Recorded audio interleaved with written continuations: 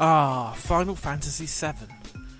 Without all the hype surrounding it in 1997, I might never have risked a purchase, and as a result may never have become hooked on JRPGs, and may not have gone on to enjoy much better games like Skies of Arcadia and the Dragon Quest series.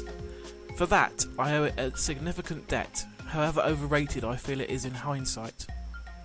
Crisis Core Final Fantasy VII was released as part of the anthology of Final Fantasy VII, comprised of 3 games and a CGI movie by Square-Enix to celebrate the 10th anniversary of the game in 2007. It is by far the strongest product of the lot in my opinion, as Advent Children was a mediocre movie at best that felt like fan service. Beyond Crisis was not released in the West, and Dirge of Cerberus was bordering on unplayable. Crisis Core, on the other hand, feels like the follow-up that the fans deserve. It is well written, looks absolutely stunning, and offers hour upon hour of entertaining gameplay. The main plot focuses on Zack, a new recruit at Soldier, and a familiar character for those who have played Final Fantasy VII all the way through. As you go through the game, you'll encounter characters such as Sephiroth, Aeris, and Cloud, as well as many other well-loved favourites, and you'll get to go to old locations in great-looking 3D, as well as a decent amount of new ones. There is a strong core story to the game that in itself is not that long. However, this is backed up by 300 side missions, so there is plenty of content to keep RPG fans on the go very happy. Some of them are unlocked by completing missions that come before them, whilst others require a bit more exploration and chatting to NPCs roaming around the Shinra building and the surrounding areas of Midgar. The difficulty of the missions starts off quite trivial, but they gradually get tougher. You can see how hard a mission is likely to be comparative to your current level before launching one, so you can decide whether to risk something that may be rather tricky or hold off until you're a bit stronger.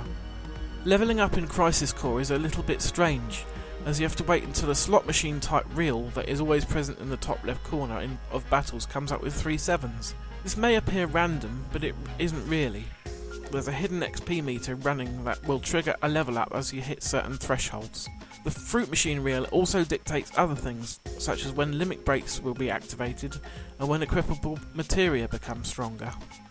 The whole system feels quite out of the player's control and takes some getting used to, and in fact I'm still not sure if I like it today.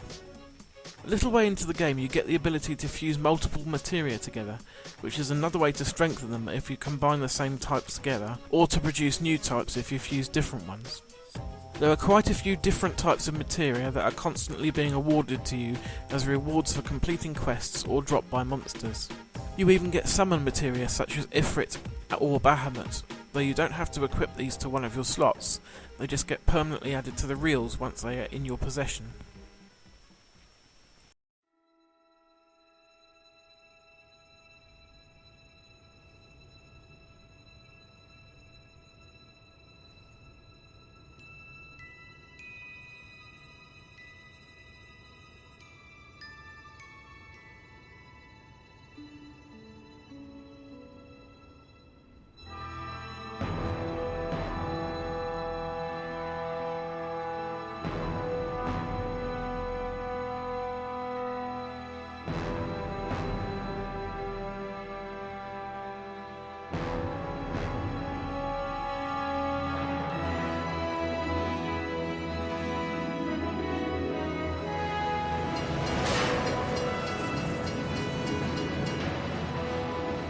Troops have hijacked Shinra Express, Mark 93-2. The train is currently headed to Midgar Sector 8. A soldier operative will be inserted to neutralize the situation. We are to proceed as scheduled. Commence mission in 3, 2, 1. Mark. Begin mission. Operative is ready for insertion. The train has been overrun by Wu-Tai troops. Eliminate them and regain control of the train. Oh yeah! Get serious!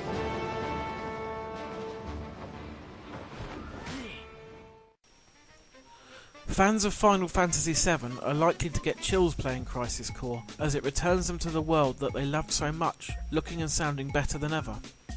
The CGI is easily as good as that in Advent Children, and the music is comprised of fully orchestrated versions of old tunes, as well as new pieces composed for this game. A used copy of Crisis Core is likely to set you back around £10 today, whereas a factory sealed version will be somewhere in the region of £20. If you loved playing the original FF7 back in the day, then playing this is a no-brainer. For those who haven't played the game that inspired this, then you will probably still get a lot of enjoyment out of it, but you won't get a lot of the foreshadowing obviously, and the nostalgia factor won't be there. Overall, it is worthy of being in the collection of most PSP gamers. It's just a shame that the rest of the FF7 anthology was so disappointing.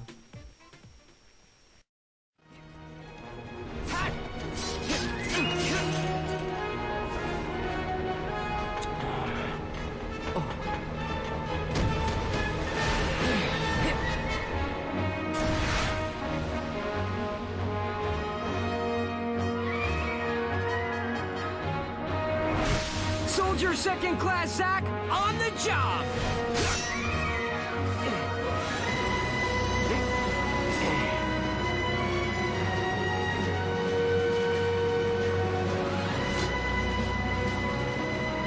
Train Mark 93-2 rerouted to Sector 1 station near Mako Reactor